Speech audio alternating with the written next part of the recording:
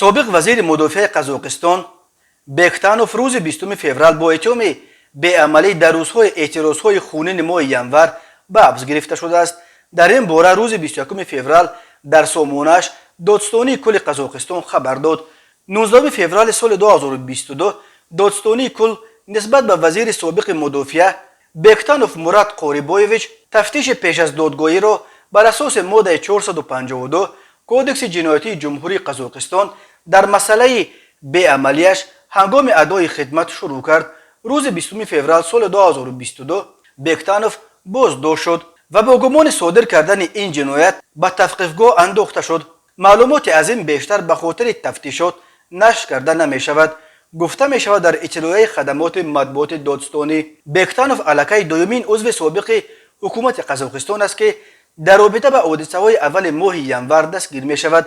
هنوز در همان روزهای اعتراضها کریم مسیموف رئیس کمیته امنیت ملی قزاقستان همراه دو معاونش بازداشت شد. او را به خیانت به دولت، سوء استفاده از منصب و کوشش غصب به زوری حکومت ایبدار می‌کنند. مراد بکتانوف از ماه آگوست سال 2021 رهبری وزارت مدافع قزاقستان را بر عهده داشت.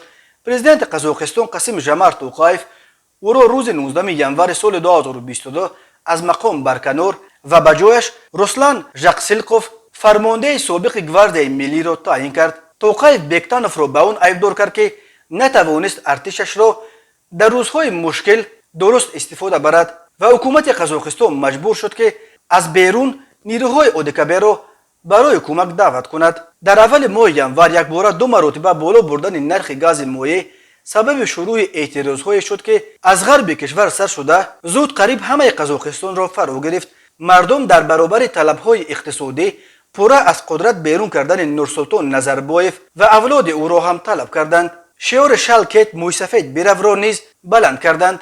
نظربایف سال 2019 توقایف را به جای خود به نامش پرزیدنت گذاشته ظاهراً از رهبری کشور کنار رفت، ولی در عمل با حفظ چندین منصب کلیدی در دستان خود و نگاه داشتن آدمانش در منصب‌های مهم همچنان از پس پرده کشور را اداره می‌کرد. در اعتراضهای قزاقستان دست کم 227 نفر کشته شده، چند هزار دیگر زخمی و بیش از 10,000 نفر دستگیر کردیدند.